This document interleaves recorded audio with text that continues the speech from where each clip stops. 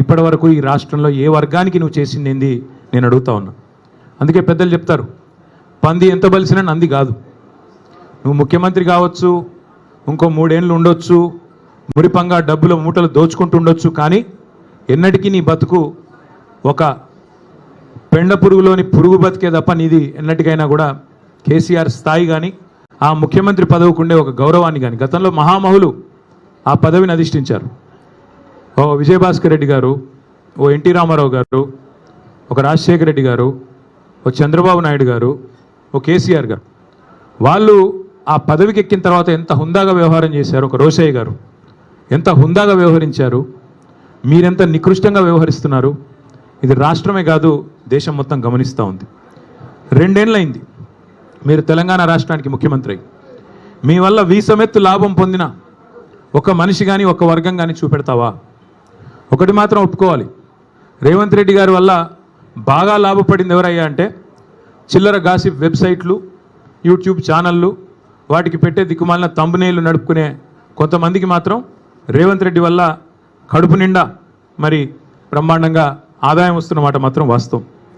3rd rate YouTube ఛానళ్ళకి, media ముసుగులో దరిద్రాన్ని వండే దగుల్బాజీలకు ఆదాయం పెరగొచ్చు, కానీ రాష్ట్ర ప్రజలకు మాత్రం దమ్మిడి ఆదాయం కూడా, దమ్మిడి లాభం కూడా నీ వల్ల లేదు అనేది వాస్తవం. రోత వార్తలు, రోత డైలాగులతో ఇవాళ ఇష్టం వచ్చినట్టు మాట్లాడి చిట్ చాట్ల పేరిట నువ్వు చీటింగ్ ఏదైతే చేస్తున్నావో ఈ రాష్ట్ర ప్రజల్ని జనం చీకొట్టే పరిస్థితి తెచ్చుకుంటా ఉన్నావు. టన్నుల కొద్ది కేసులు పెట్టాడు 20 నెలల్లో, టన్నుల కొద్ది కేసులు. గుండు పిన్నంత ఆధారం అన్న దొరికిందా? ఉంటే కదా దొరికేదానికి, తప్పు చేస్తే కదా భయపడేదానికి.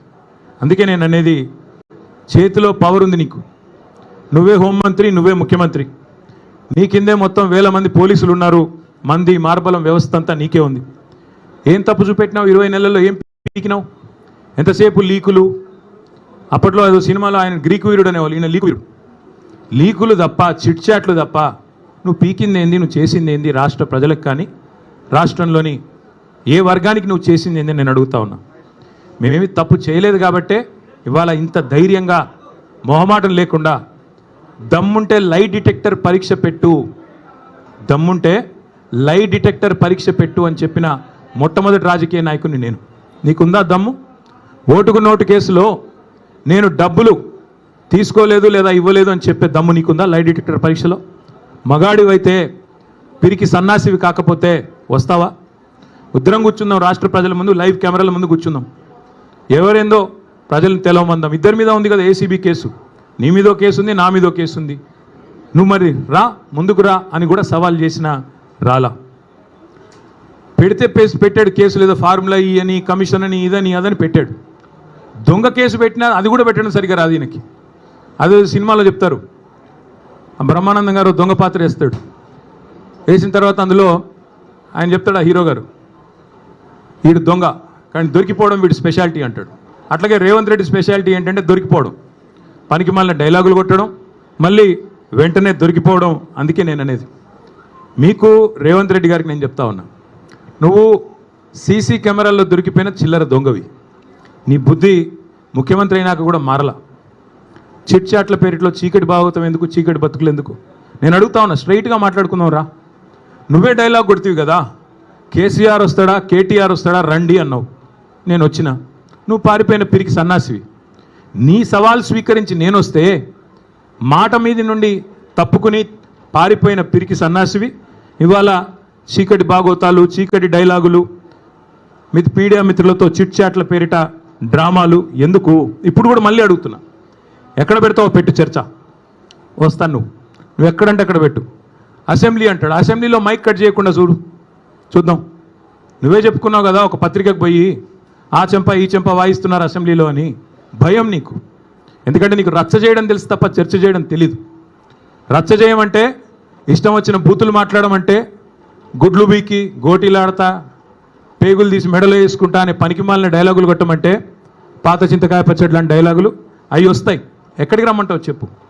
జూబ్లీహిల్స్ ప్యాలెస్కి రమ్మంటావా? నీ కొడంగల్ కోటలోకి రమ్మంటావా? నేను నీలాగా పారిపోయే పిరికి పందని కాదు. నువ్వు ఏ చర్చకు, ఏ విషయంలో ఎప్పుడన్నా సరే రెడీగా ఉన్నాం. ఎందుకంటే మేము పోరాటాల పార్టీగా, పోరాటాల నుంచి వచ్చిన వాళ్ళం తప్ప నీలాగా బ్యాగులు మోసి సద్దులు మోసి వచ్చిన వాళ్ళం కాదు. మరొకసారి చెప్తున్నా, ఇదివరకు చెప్పా మళ్ళొకసారి చెప్తున్నా, ఇదివరకు ఒక ఆయన ఇట్లాగే బీజేపీ ఆయన పనికి మాలిన మాటలు మాట్లాడితే ఈ టెస్ట్ పెట్టుకుంటావు ఆ టెస్ట్ పెట్టుకుంటావు అంటే ఏం టెస్ట్ పెడతావో పెట్టుకోరా, బొచ్చిమంటే బొచ్చిస్తా, ఏది ఇమ్మంటే అది ఇస్తా అని చెప్పాను. ఏ టెస్ట్ పెట్టినా దానికి నేను రెడీ. మరి నేను అడుగుతా ఉన్నా రేవంత్ రెడ్డిని, ఆయన కుటుంబ సభ్యులకు కూడా అడుగుతా ఉన్నా, నేను ఆయన కుటుంబ సభ్యులకి విజ్ఞప్తి చేస్తూ ఉన్నా, రేవంత్ రెడ్డి గారి కుటుంబ సభ్యులకి కాన్వాయ్లో తిరగడం, సెటిల్మెంట్లు చేయడం, బెదిరించి చందాలు గుంజుకోవడం ఇది ఒకటే కాదు. ముఖ్యమంత్రి గారి కుటుంబం మీరు, మీవాడు ఒక మానసిక రుగ్మతతో బాధపడతా ఉన్నాడు. ఎప్పుడు బట్టలు చింపుకొని రోడ్ల మీద పిచ్చోడ్లాగా పరిగెడతారని మేము కూడా కంగారు పడతా ఉన్నాం. చూపెట్టండి డాక్టర్లకి, వాటాల సంగతి తర్వాత చూసుకోవచ్చు. ముందు పిచ్చోడైపోయి బట్టలు చింపుకొని రోడ్ల మీద పరిగెత్తేలాగా ఉన్నాడు. మరి ఆ దరిద్రం రాష్ట్ర ప్రజలు చూడకముందే దయచేసి ఒక మానసిక ఆసుపత్రికి తీసుకొని పోయి చూపెట్టాలని చెప్పి నేను కోరుతా ఉన్నా. ఇంకొకటి నేను రాష్ట్ర ప్రజలకు కూడా విజ్ఞప్తి చేస్తూ ఉన్నా, ఈ మధ్యన ఒక అలవాటుగా మారిపోయింది. ఏ ఆధారము లేకపోయినా, ఏ అధికారిక ప్రెస్ మీట్ లేకపోయినా, అధికారిక స్టేట్మెంట్ లేకపోయినా ఇదిగో పులి అంటే అదిగో తోక, ఇదిగో ట్యాపింగ్, ఈ హీరోయిన్ ఆ హీరోయిన్, ఈయన డ్రగ్గులు వాడాడు ఆయన డ్రగ్గులు వాడాడు, ఒక్కడంటే ఒక్కడు ఈ రాష్ట్ర ప్రభుత్వంలో కానీ ఈ రాష్ట్ర అధికార యంత్రాంగంలో కానీ అధికారికంగా ఏమైనా చెప్పారా? ఏంది గాసిప్సు, ఏంది నాన్సెన్సు? ఎవరన్నా మీకు వచ్చి ఫలానా వాడు తప్పు చేశాడని చెప్పారా ఇప్పటికీ? ఇది ట్యాపింగు, అది కుంభకోణం, ఇది లంబకోణం, అది డ్రగ్స్, ఇవేనా? ఇంకా 6 గ్యారెంటీలు మర్చిపోదామా? 420 దొంగ హామీలు మర్చిపోదామా? ఆడబిడ్డలకు ఇస్తానన్న 2500 మర్చిపోదామా? ముసలోళ్ళకి ఇస్తానన్న 4000 పెన్షన్లు మర్చిపోదామా? రైతులకు ఇస్తానన్న బోనస్ మర్చిపోదామా? ఇదిగో పులి అదిగో తోక అనే వదంతులు పట్టుకునే రోజు మనం అందులో ఒత్తుకుంటూ కూర్చుందామా ఫోన్లో? ఈ తమ్మునేలు ఆ తమ్మునేలు, వీడు ఇట్లా అంట వాడు అట్లా అంట, ఈయన ఇంకా మనకు కావాల్సింది? ఈ గాసిప్స్ అడిక్షన్ కూడా, ఈ గాసిప్స్ ఏవైతే ఈ వదంతులు ఈ రూమర్స్ ఏవైతే ఉన్నాయో వీటి అడిక్షన్ కూడా ఈ రేవంత్ రెడ్డికి పట్టుకున్నది. ఓ పిచ్చోడ్లాగా మాట్లాడుతూ ఉన్నాడు. ఆ జూబ్లీ ప్రాంతం ఉంటుంది హైదరాబాద్లో, అక్కడ కిట్టి పార్టీలు జరుగుతూ ఉంటాయి. మధ్యాహ్నం కొంతమంది బాగా డబ్బున్నోళ్ళు కిట్టి పార్టీలు చేసుకొని వీళ్ళ గురించి వాళ్ళ చెవులు కొరుక్కోవడం, వాళ్ళ గురించి వీళ్ళ చెవులు కొరుక్కోవడం, అది జరిగేది. ఈయన కూడా అట్లాంటి కిట్టి పార్టీ ఆంటీ ఈయన రేవంత్ రెడ్డి గారు. ఎక్కడో ఎవడో చెప్పింది విని అదే నిజం అనుకుని భ్రమించి దాన్ని మళ్ళీ 10 మందిని పోగేసుకొని మీడియాని పోగేసుకొని చిట్ చాట్ల పేరిట చిల్లర మాటలు మాట్లాడే నికృష్టుడు రేవంత్ రెడ్డి.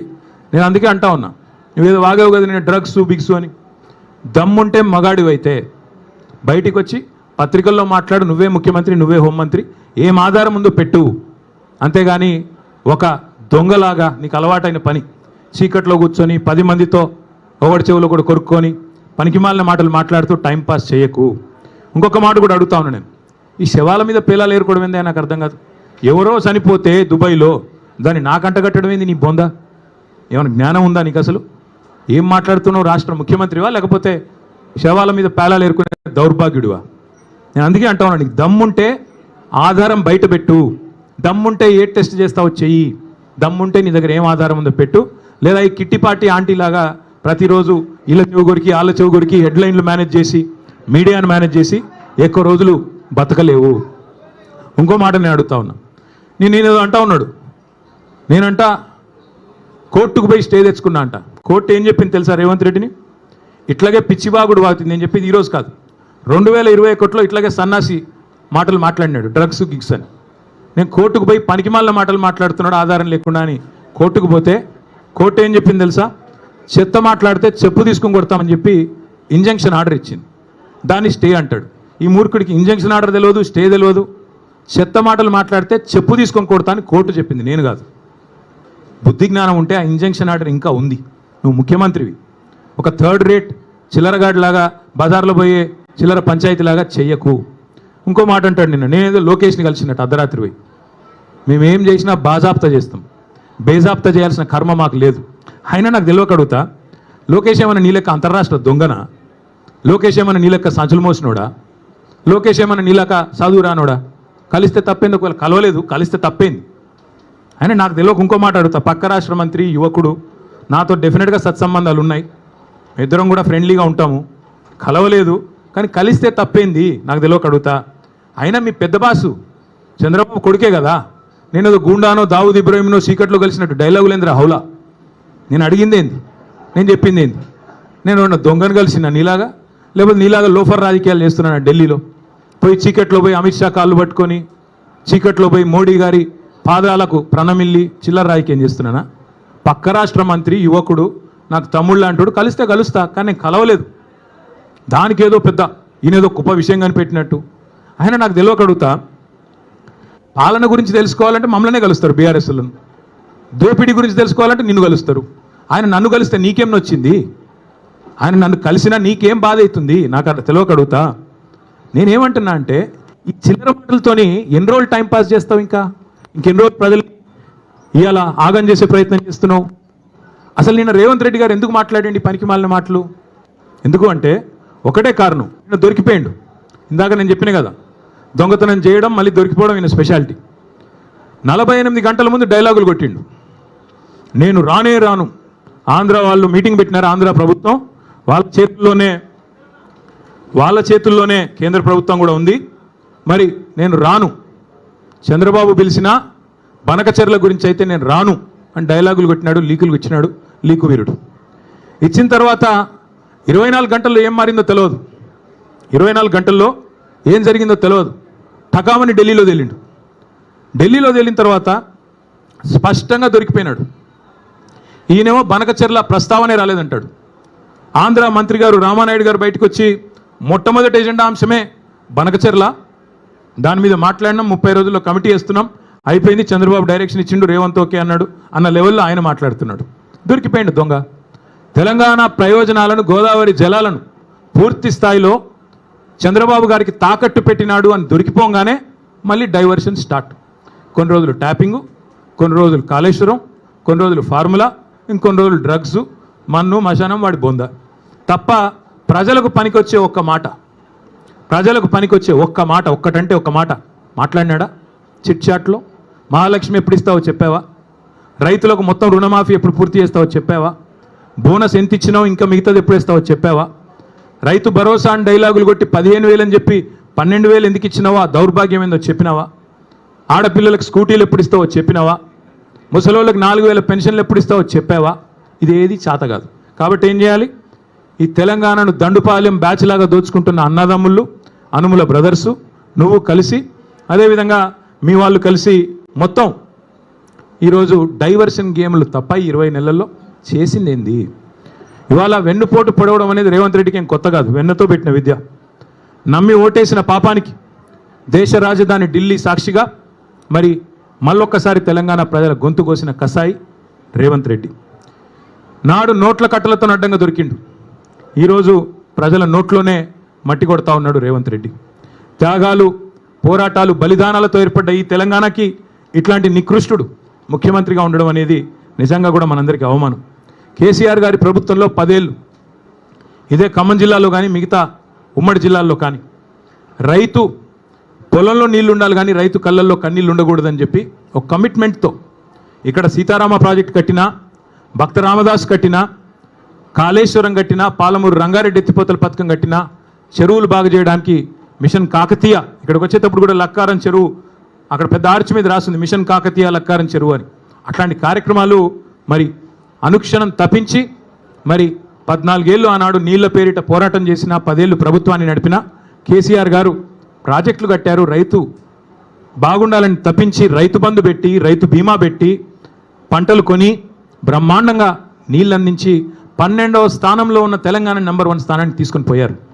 కానీ దాని గురించి కూడా నిన్న చిల్లర మాటలు ఢిల్లీలో మాట్లాడిండు రేవంత్ రెడ్డి.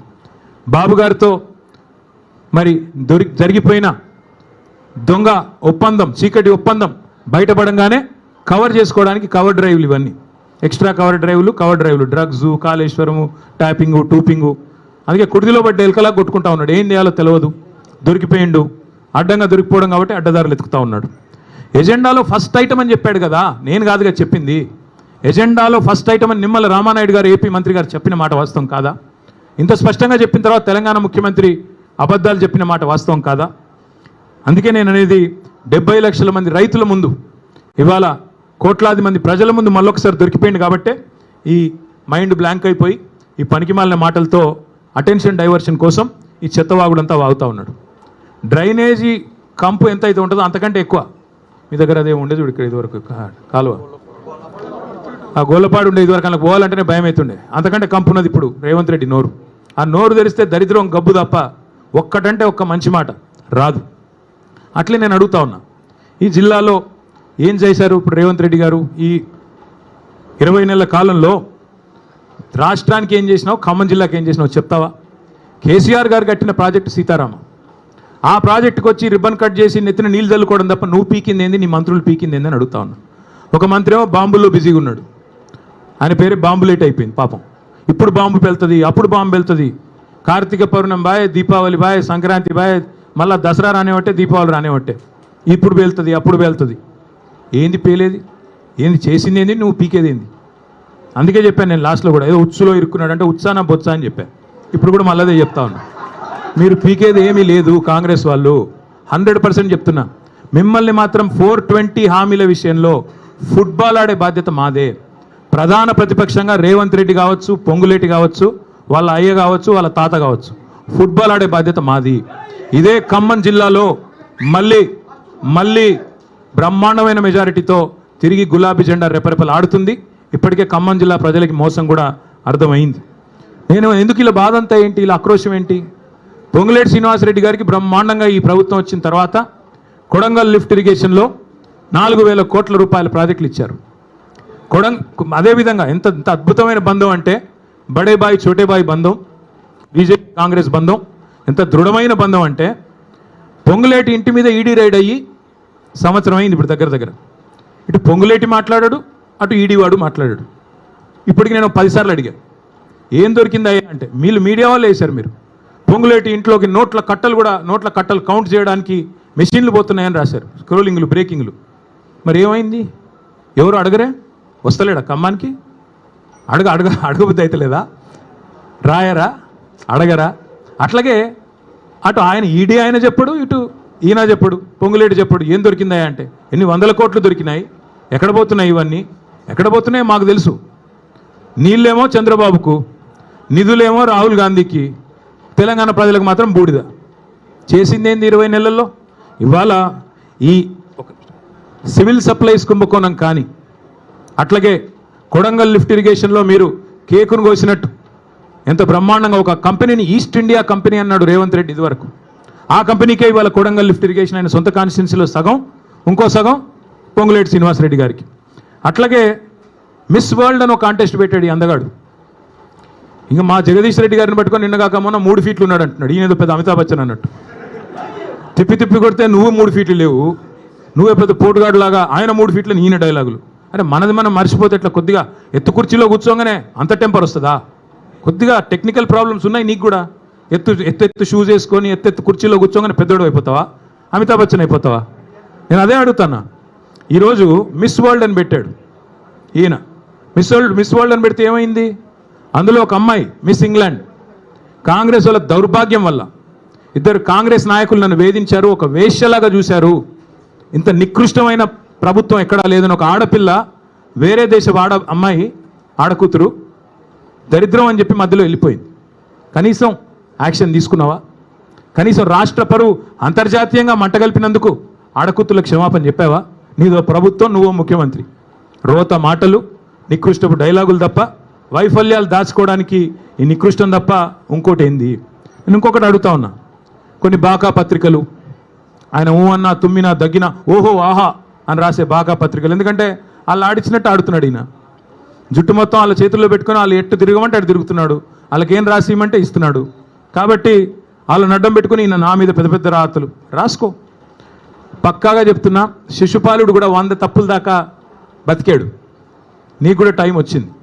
తప్పకుండా నీ నికృష్ట మాటలు, నీ దిక్కుమాలిన ఐడియాలజీతో మరి నువ్వు ఎన్ని డైలాగులు కొట్టినా కొంతమందిని కొంతకాలం మోసగించవచ్చు, కానీ అందరినీ ఎల్లకాలం మోసగిస్తాననుకుంటే కుదరదు. 10 ఏళ్లలో కేసీఆర్ గారు ఖమ్మానికి ఏం చేశారు అని ఒక సన్నాసి అంటాడు. ఏం చేశారా?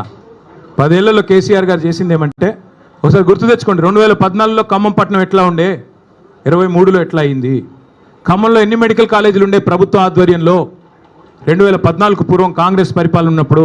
తర్వాత ఎన్ని వచ్చినాయి? ఖమ్మంలో ఐటీ హబ్ ఉండేదా? ఖమ్మంలో రోడ్లు ఎట్లా ఉండేది? ఖమ్మంలో ఇక్కడుండే మీ చెరువులు ఎట్లా ఉండేది? మీ గోళ్ళపాడు కాలు ఎట్లా ఉండేది ఒక్కసారి గుర్తు తెచ్చుకోండి. కొత్తగూడెం జిల్లా చేయడమే కాదు, 2 మెడికల్ కాలేజీలు ఇవ్వడమే కాదు, సీతారామ ప్రాజెక్ట్ లాంటి అద్భుతమైన ప్రాజెక్టు, జిల్లాలోని ప్రతి ఇంచుని ప్రతి అంగుళాన్ని తడిపే ప్రాజెక్టే కాదు, ఇవాళ ఖమ్మానికి కేసీఆర్ గారు చేసినంతగా ఎవరైనా చేశారా ఒక్కసారి గుండె మీద చేసుకొని చెప్పమని నేను కోరుతా ఉన్నా. అట్లాగే నేను రేవంత్ రెడ్డిని అడుగుతా ఉన్నా, సూటిగా అడుగుతా ఉన్నా, దమ్ముంటే మగాడు అయితే చెప్పు, నీ సీటుకు ఎవడెసరు పెడతాడో అని చెప్పి, నీ సీటుకి ఎవడెసరు పెడతాడో అని చెప్పి ఇవాళ డిప్యూటీ సీఎం బట్టి విక్రమార్క, అదేవిధంగా రెవెన్యూ మంత్రి పొంగులేటి, అట్లాగే ఉత్తమ్ కుమార్ రెడ్డి ఇరిగేషన్ మంత్రి, వీళ్ళ ఫోన్లు నువ్వు ట్యాప్ చేయట్లేదా? ఈరోజు చెప్తావా? నీ మనవాడి మీద ఒట్టేసి చెప్తావా బయటకు వచ్చి నేను వీళ్ళ ఫోన్లు ట్యాప్ చేయట్లేదని? రాష్ట్రంలో వేలాది ఫోన్లు ట్యాప్ చేస్తున్నమాట వాస్తవం కాదా? చెప్తావా? లై డిటెక్టర్ ముందు కూర్చొని చెప్తావా? మగాడు అయితే రా బయటకు వచ్చి ఒట్టేసి చెప్పు దమ్ముంటే. చేసేది దౌర్భాగ్య పనులు, గలీజ్ పనులు, మీదికెళ్ళి పెద్ద పెద్ద మాటలు. ఒక గల్లీ రౌడీలాగా ఢిల్లీకి పోయి సిల్లీ మాటలు మాట్లాడిన ముఖ్యమంత్రికి నేను ఒకటే చెప్తా ఉన్నా, 50 సార్లు పోయావు ఢిల్లీకి దాదాపుగా, ఇంకోసారి